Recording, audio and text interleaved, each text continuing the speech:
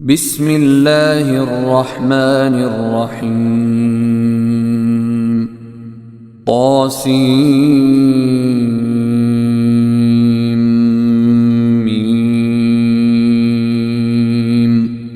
تلك آيات الكتاب المبين نتلو عليك من نبأ موسى وفرعون بالحق لقوم يؤمنون إن فرعون علا في الأرض وجعل أهلها شيعا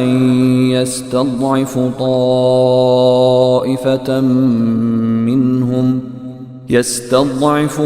طائفة منهم يذبح أبناءهم ويستحيي نساءهم إنه كان من المفسدين ونريد أن نمن على الذين استضعفوا في الأرض ونجعلهم أئمة ونجعلهم الوارثين ونمكن لهم في الأرض ونري فرعون وهامان وجنودهما منهم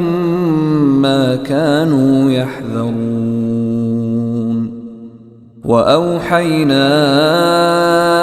إلى موسى أن أرضعيه فإذا خفت عليه فألقيه في اليم ولا تخافي ولا تحزني إنا رادوه إليك وجاعلوه من المرسلين فالتقطه آل فرعون ليكون لهم عدوا وحزنا إن فرعون وهامان وجنودهما كانوا خاطئين وقالت امرأة فرعون قرة عين لي ولك لا تقتلوه عسى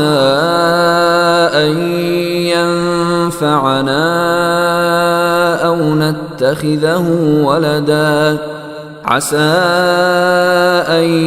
ينفعنا أو نتخذه ولدا وهم لا يشعرون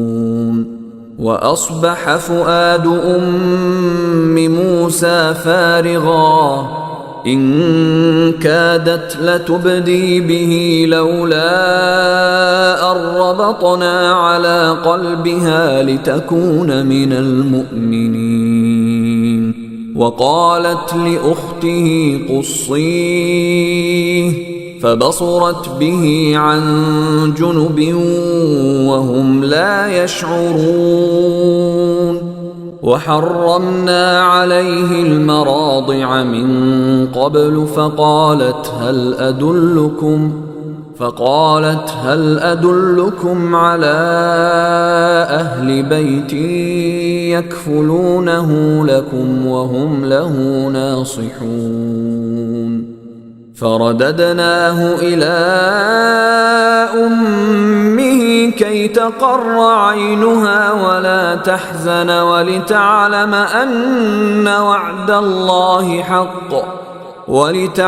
أن وعد الله حق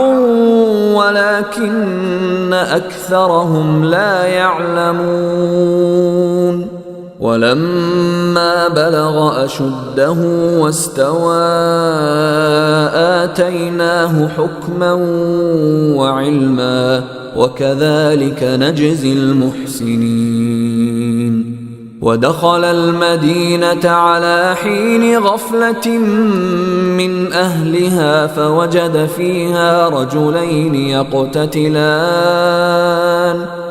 فوجد فيها رجلين يقتتلان هذا من شيعته وهذا من عدوه فاستغاثه الذي من شيعته على الذي من عدوه فوكزه موسى فقضى عليه.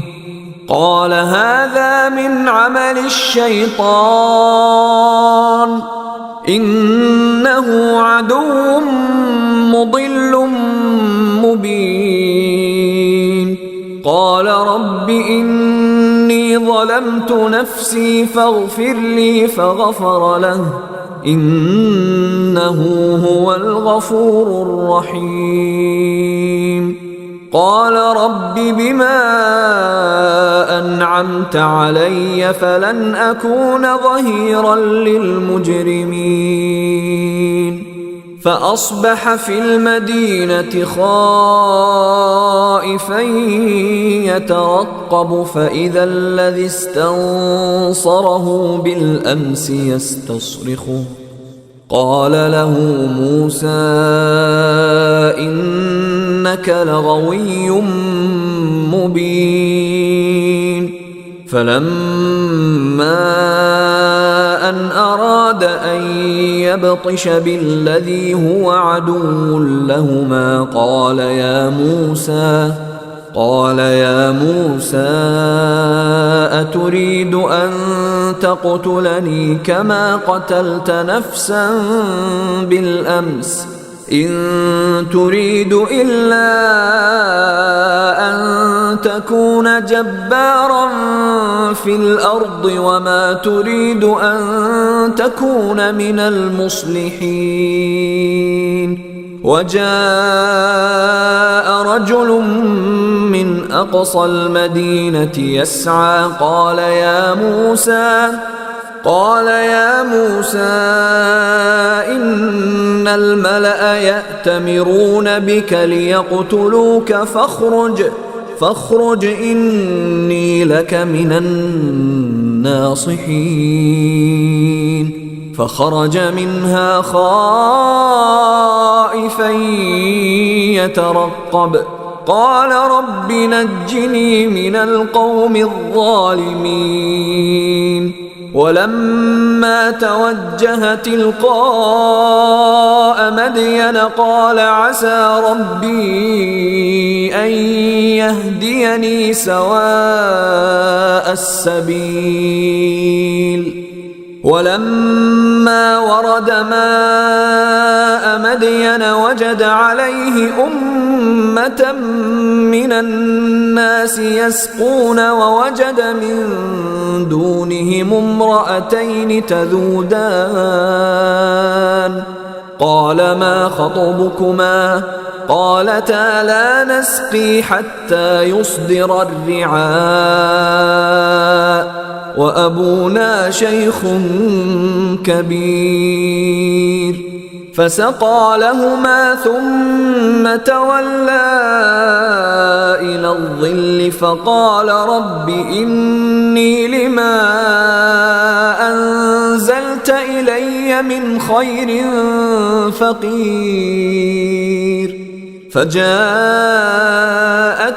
إحداهما تمشي على استحياء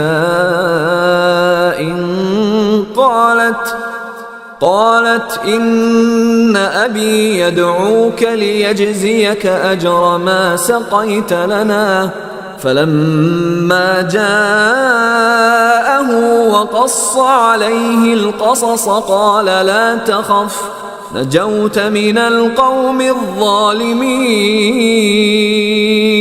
قالت إحداهما يا أبت استأجره إن خير من استأجرت القوي الأمين. قال إني أريد أن أنكحك إحدى ابنتي هاتين على أن تأجرني 8 حجج فإن أتممت 10 فمن عندك وما أريد أن أشق عليك ستجدني إن شاء الله من الصالحين. ذلك بيني وبينك أيما الأجلين قضيت فلا عدوان علي والله على ما نقول وكيل. فلما قضى موسى الأجل وسار بأهله آنس من جانب الطور نارا قال لأهلهم كثوا إني آنست نارا لعلي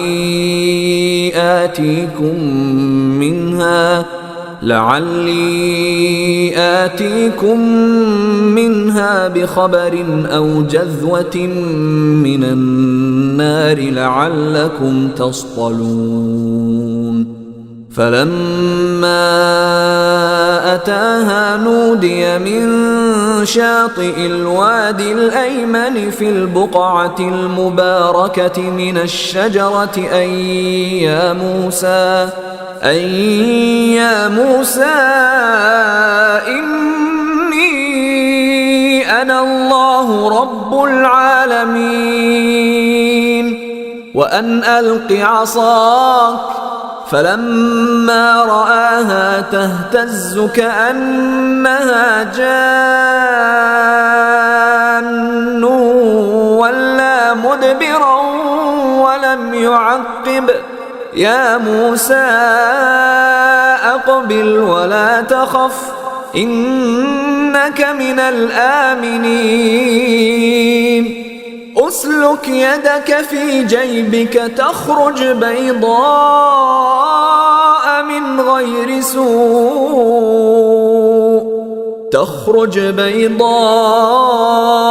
من غير سوء واضمم إليك جناحك من الرهب فذلك برهانان من ربك إلى فرعون وملئه إنهم كانوا قوما فاسقين. قال رب إني قتلت منهم نفسا فأخاف أن يقتلون وأخي هارون هو أفصح مني لسانا فأرسله معي يرد أن يصدقني إني أخاف أن يكذبون. قال سنشد عضدك بأخيك ونجعل لكما سلطانا فلا يصلون إليكما بآياتنا أنتما ومن اتبعكما الغالبون. فلما جاءهم موسى بآياتنا بينات قالوا ما هذا إلا سحر مفترى وما سمعنا بهذا في آبائنا الأولين. وقال موسى ربي أعلم بمن جاء بالهدى من عنده ومن تكون له عاقبة الدار إنه لا يفلح الظالمون. وقال فرعون يا أيها الملأ ما علمت لكم من إله غيري فأوقد لي يا هامان على الطين فاجعل لي صرحا لعلي أطلع إلى إله موسى وإني لأظنه من الكاذبين.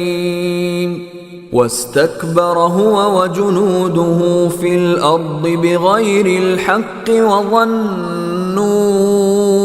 أنهم إلينا لا يرجعون. فأخذناه وجنوده فنبذناهم في اليم فانظر كيف كان عاقبة الظالمين وجعلناهم أئمة يدعون إلى النار ويوم القيامة لا ينصرون وأتبعناهم في هذه الدنيا لعنة ويوم القيامة هم من المقبوحين ولقد آتينا موسى الكتاب من بعد ما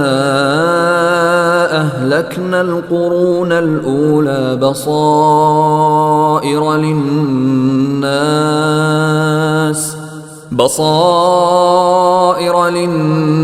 وهدى ورحمة لعلهم يتذكرون وما كنت بجانب الغربي إذ قضينا إلى موسى الأمر وما كنت من الشاهدين ولكننا أنشأنا قرونا فتطاول عليهم العمر وما كنت ثاويا في أهل مدين تتلو عليهم آياتنا ولكننا كنا مرسلين وما كنت بجانب الطور إذ نادينا ولكن رحمة من ربك لتنذر قوما ما أتاهم من نذير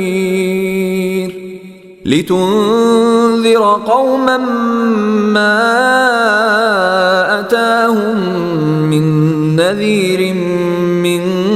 قبلك لعلهم يتذكرون ولولا أن تصيبهم مصيبة بما قدمت أيديهم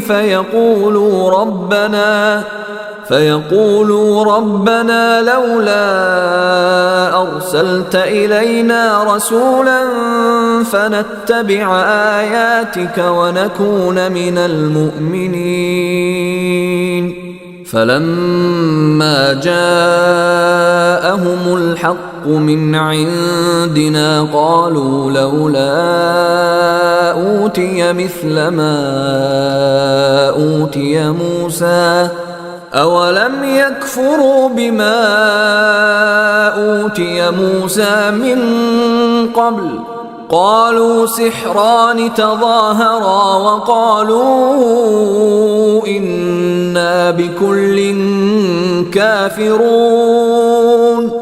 قل فأتوا بكتاب من عند الله هو أهدى منهما أتبعه إن كنتم صادقين فإن لم يستجيبوا لك فاعلم أنما يتبعون أهواءهم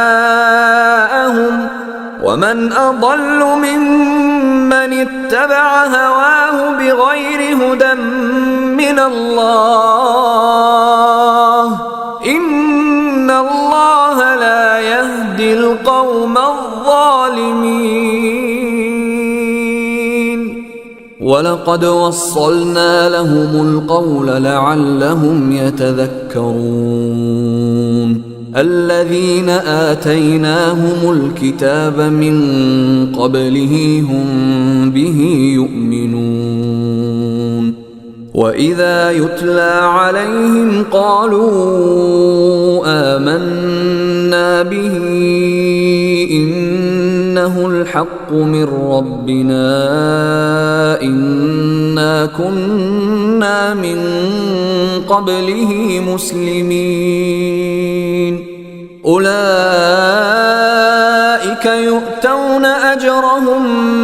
مرتين بما صبروا ويدرؤون بالحسنة السيئة ومما رزقناهم ينفقون وإذا سمعوا اللغو أعرضوا عنه وقالوا لنا أعمالنا ولكم أعمالكم سلام عليكم لا نبتغي الجاهلين إنك لا تهدي من أحببت ولكن الله يهدي من يشاء وهو أعلم بالمهتدين وقالوا إن نتبع الهدى معك نتخطف من أرضنا أولم نمكن لهم حرما آمنا يجبى إليه ثمرات كل شيء رزقا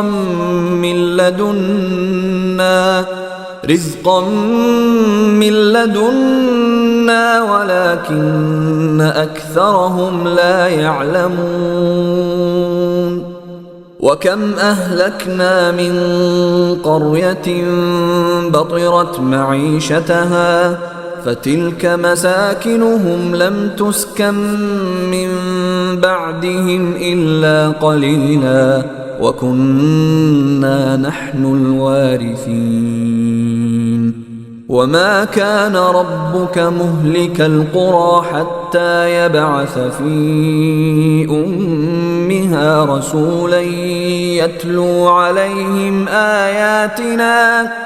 وما كنا مهلك القرى إلا وأهلها ظالمون وما أوتيتم من شيء فمتاع الحياة الدنيا وزينتها وما عند الله خير وأبقى أفلا تعقلون أفمن وعدناه وعدا حسنا فهو لاقيه كمن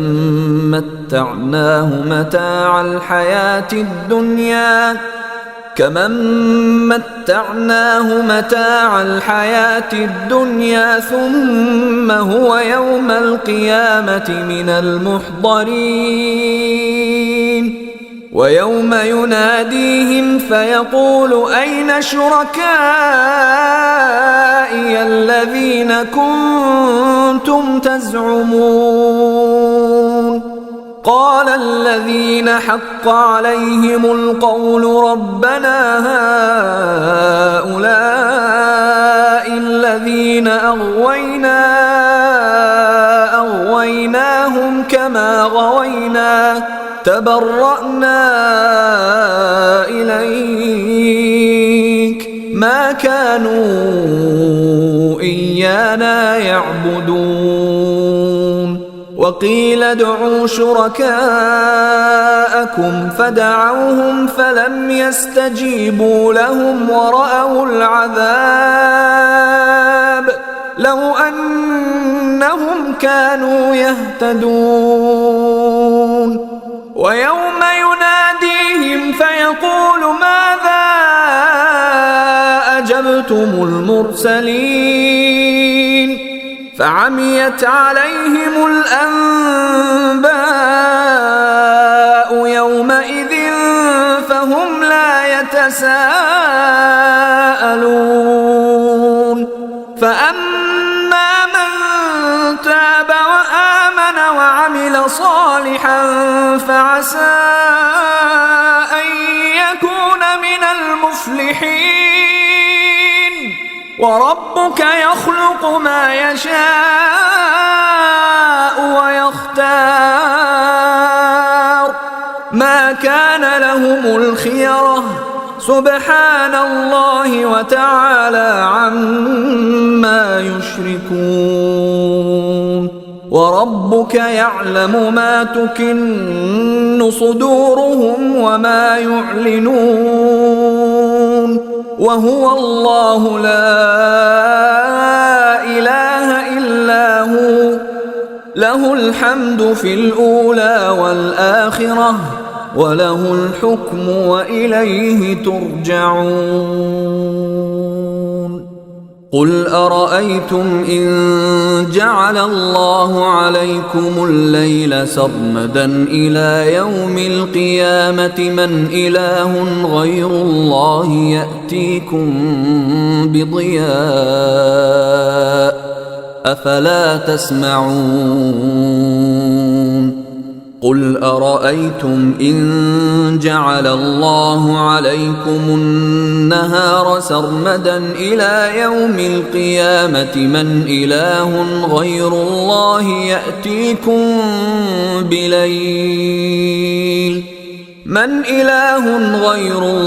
يأتيكم بليل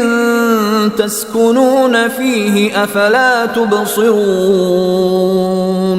ومن رحمته جعل لكم الليل والنهار لتسكنوا فيه ولتبتغوا من فضله ولعلكم تشكرون ويوم يناديهم فيقول أين شركائي الذين كنتم تزعمون ونزعنا من كل أمة شهيدا فقلنا هاتوا برهانكم فعلموا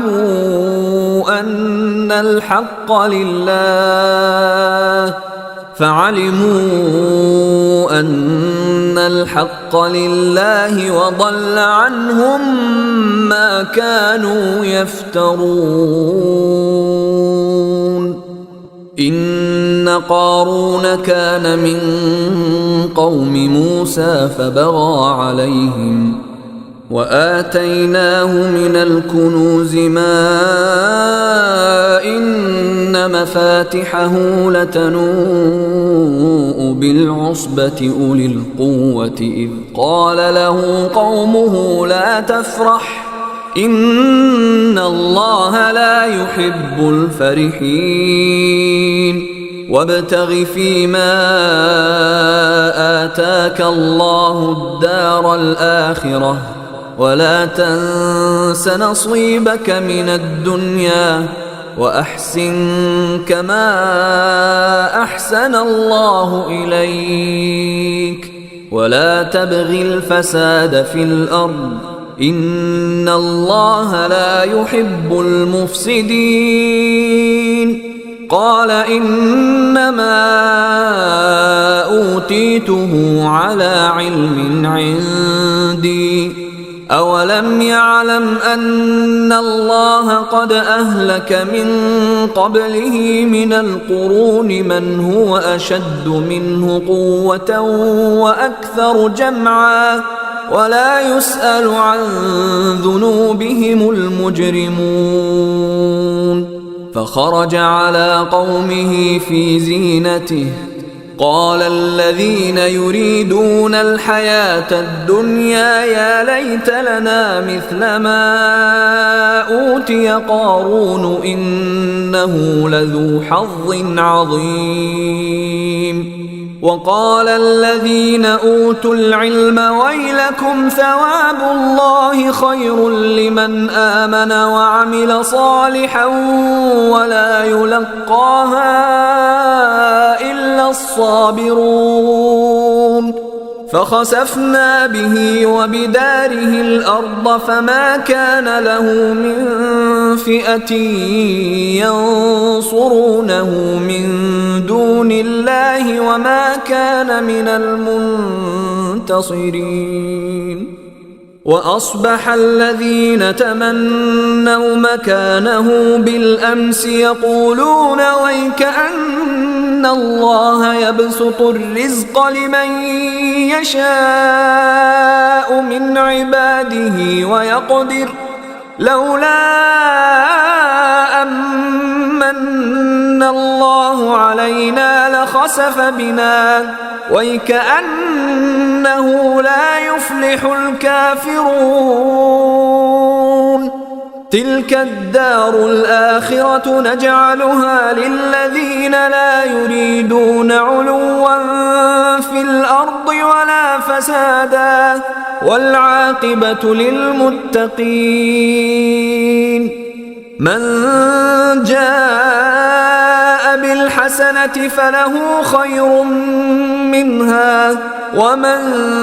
جاء بالسيئة فلا يجزى الذين عملوا السيئات إلا ما كانوا يعملون.